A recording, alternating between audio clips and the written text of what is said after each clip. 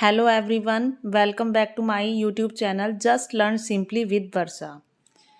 Friends, I hope you all are doing well in your studies and life as well. So let's get start our today's video with Shakespeare's famous play As You Like It.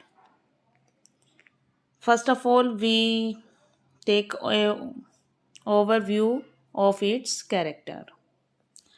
इसके जो main characters हैं वो मैं आपको बता देती हूँ। Rosalind जो है इस प्ले की हीरोइन है और ड्यूक सीनियर की बेटी है। ड्यूक सीनियर और ड्यूक फ्रेडरिक दो भाई हैं। ड्यूक सीनियर का जो भाई है, छोटा भाई है ड्यूक फ्रेडरिक, वो चालाकी से उससे राज्य हड़प लेता है और ड्यूक सीनियर को राज्य से बेदखल कर देता है। तो और ये ड्यूक सीनियर कहाँ चला जाता है फिर? फॉरेस्ट ऑफ आर्डन में। ड्यूक फ्रेडरिक की एक बेटी है सीलिया, जो कि रोजालिंड की बहुत अच्छी दोस्त भी है। ऑरलैंडो एंड ओलिवर ये दोनों भाई हैं और सर रोलैंड डिबॉइस के बेटे हैं। जैक्स जो कि ड्यूक सीनियर का फेथफुल है। टच स्टोन ड्यूक फ्रेडरिक के दरबार में एक क्लाउन है। सिल्वियस एक सैफर्ड है और फीब भी एक सैफर्ड है। ये दोनों एक दूसरे को प्यार करते हैं। लॉर्ड एमिनिस एक फेथफुल लॉर्ड है। चार्ल्स एक प्रोफेशनल रेसलर है। किसके दरबार में? ड्यूक फ्रेडरिक के। एडम सर रोलैंड डिबॉइस का एक सर्वेंट है। कोरिन एक अनदर सैफर्ड है इस प्ले में। ऑड्रे एक सिंपल माइंडेड गोदर्ड है। विलियम एक यंग कंट्री बॉय है जो किससे प्यार करता है? ऑड्रे से। अब इसकी ब्रीफ में समरी देख लेते हैं प्ले की। फ्रांस कई टुकड़ों में बट गया था। एक ड्यूकडम पर फ्रेडरिक राज करता था, जिसने इसे किससे छीना था? अपने बड़े भाई से और ड्यूक सीनियर से। और जो ये ड्यूक सीनियर थे इसको क्या कहते थे? True Duke. और ये अब फॉरेस्ट ऑफ आर्डन में रहता है। उसके साथ उसके दोस्त और कुछ अन्य व्यक्ति भी हैं जो जंगल में उसके साथ रहने लगे थे और उन्हें वहाँ रहना बहुत सुखद लगता है। अब वो वहीं जंगल में रहना चाहते हैं। ड्यूक फ्रेडरिक की एक बेटी है जिसका नाम है सीलिया, और ड्यूक सीनियर जिसको ट्रू ड्यूक कहते हैं लोग, उसकी बेटी है रोजालिंड। वो दोनों साथ साथ रहती थी। जब उसके पिता फॉरेस्ट ऑफ आर्डन में चले गए थे अपने राज्य को छोड़कर, ड्यूक सीनियर, तो सीलिया और रोजालिंड साथ साथ थी। वो अभी भी बहुत अच्छी मित्र हैं और उनके पास एक दरबारी आता है और उनसे बताता है कि एक रेसलिंग का मैच हो रहा है। तब उन दोनों में क्या होती है, उसे देखने की इच्छा होती है और वो उस मैच को देखने जाती हैं।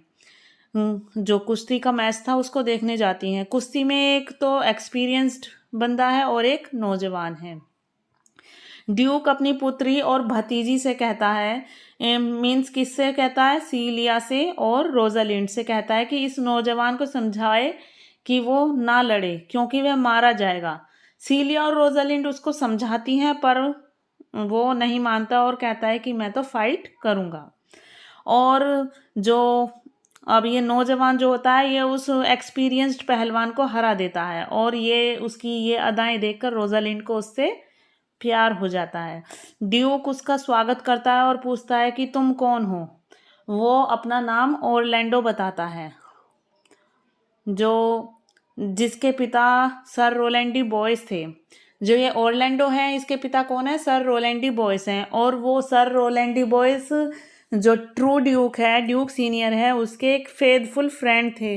तो ड्यूक फ्रेडरिक तो अपने भाई ट्रू ड्यूक से, मीन्स ड्यूक सीनियर से बहुत ज़्यादा घृणा करता था, उससे पसंद नहीं करता था। तो ऐसा सुनकर कि वो सर रोलैंड डिबॉइस का बेटा है ऑरलैंडो, तो वो उससे भी यह सुनकर गुस्से में हो जाता है और वहाँ से चला जाता है। सीलिया और रोजालिंड उसके बारे में बात करते हैं। तब ड्यूक आता है और उन दोनों को भी डांट देता है। वह फिर रोजालिंड से बोलता है कि इस महल को छोड़कर चली जाओ। सीलिया अब अपने पिता का विरोध करती है, ड्यूक फ्रेडरिक का, और जो ड्यूक फ्रेडरिक है अपनी पुत्री को समझाता है, लेकिन जो सीलिया है नहीं मानती है। और तब सीलिया और रोजालिंड दोनों डिसाइड करती हैं कि हम भी इस महल को छोड़कर चले जाते हैं। अब जो रोजालिंड है वो भेष बदलकर महल से निकलती है और सीलिया भी भेष बदल लेती है। अब रोजालिंड एक पुरुष का भेष बदल लेती है और नाम क्या रखती है अपना, गेनीमेड। और सीलिया गेनीमेड की बहन के रूप में अब उसका नाम क्या हो जाता है, एलिना। अब वो साधारण से कपड़े पहन लेती हैं और फॉरेस्ट ऑफ आर्डन के लिए निकल पड़ती हैं दोनों। उनका खाना रास्ते में ख़त्म हो जाता है। रास्ते में उनको एक गडरिया मिलता है। वह बताता है कि उसका घर उसी जंगल में है और वो दोनों वहाँ आ सकती हैं। वहाँ उन्होंने खाना खाया और फिर उस घर को ख़रीद लिया और वहीं रहने लगी। ऑरलैंडो भी इसी जंगल में था। जब सर रोलैंड डी बॉयज़ मरे थे तब उन्होंने अपने बड़े बेटे ओलिवर को ऑरलैंडो की परवरिश का जिम्मा सौंपा था। परंतु ओलिवर जो था, जो बड़ा भाई था ऑरलैंडो को, वो पसंद नहीं करता था, वो उसको मारना चाहता था। सर रोलैंड डी बॉयज़ का एक वफादार नौकर है एडम।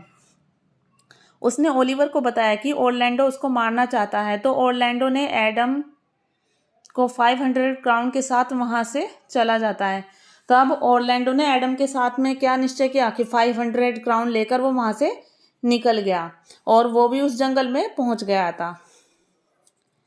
अब वो बहुत ज़्यादा थक गए थे और नौकर जो था, जो एडम था, वो वहीं गिर जाता है। ऑरलैंडो जंगल में खाना ढूंढने जाता है और खाना ढूंढते ढूंढते वो कहाँ पहुँच जाता है, जहाँ पर ड्यूक सीनियर था, ट्रू ड्यूक था, जहाँ पर सभी लोग खाना खाने के लिए बैठे हुए थे।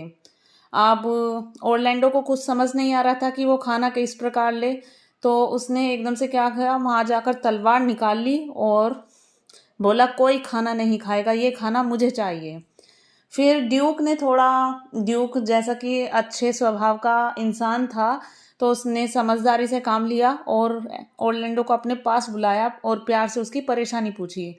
फिर ऑरलैंडो उसको अपनी सारी बात बताता है। ऑरलैंडो एडम को उठा कर लाता है और उसको खाना खिलाता है। जब गेनीमेड और एलिना जंगल में घूम रहे होते हैं तो उन्हें रोजालिंड का नाम और प्यार भरी कविताएं पेड़ों पर खुदी हुई मिलती हैं। और ये सब किसने की थी, ऑरलैंडो ने की थी, क्योंकि ऑरलैंडो भी रोजालिंड को जब उसने कुश्ती के मैच के दौरान देखा था, बातें की थी, तो उसको उससे प्यार हो गया था। अब गेनीमेड जो कि रोजालिंड है, गेनीमेड कहती है कि ऐसा कौन सा जोड़ा है जो इन पेड़ों को खराब कर रहा है।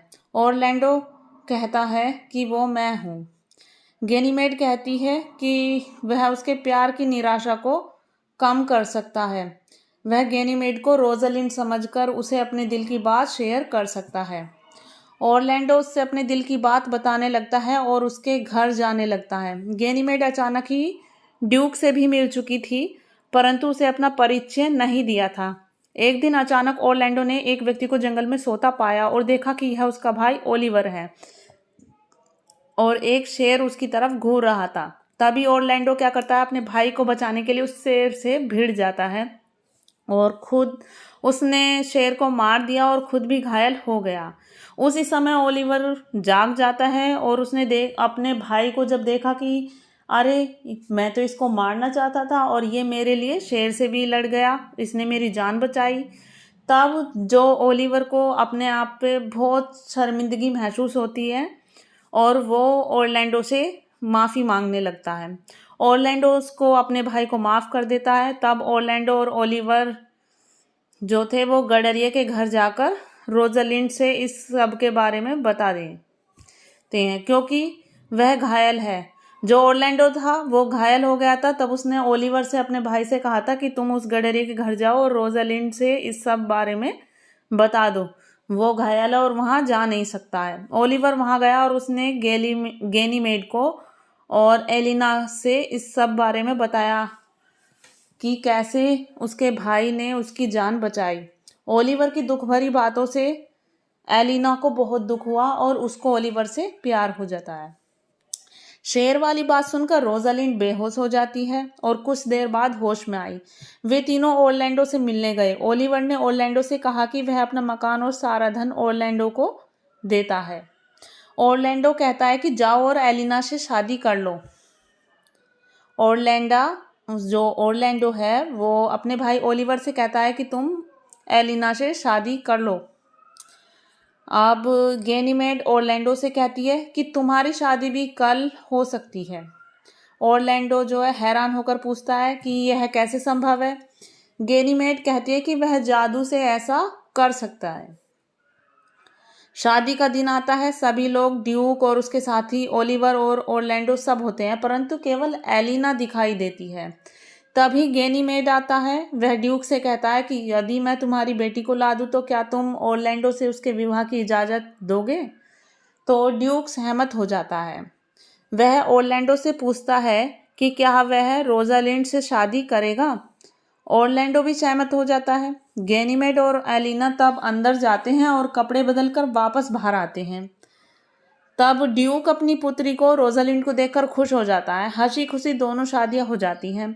फ्रेडरिक को यह सुनकर गुस्सा आता है कि जंगल में इस तरह से सीलिया और रोजालिंड ने शादी कर ली है, और वो सैनिकों के साथ जंगल की तरफ आता है, परंतु एक बूढ़ा व्यक्ति के समझाने पर जो उसका हृदय परिवर्तन हो जाता है ड्यूक फ्रेडरिक का, और वो सब स्वीकार कर लेता है। तब वो अपने भाई से भी माफ़ी मांग लेता है, ड्यूक सीनियर से, और उसको राज्य वापस देकर स्वयं जंगल में रहने लगता है। और इस तरह से इस प्ले की हैप्पी एंडिंग हो जाती है। फ्रेंड्स, आई होप ये प्ले आप सभी को पसंद आया होगा, और नेक्स्ट वीडियो में हम इसके रिगार्डिंग MCQs डिस्कस करेंगे। I hope you all enjoy the video. Thanks for watching. Please do like, share and subscribe if you get it beneficial for you. Thanks again.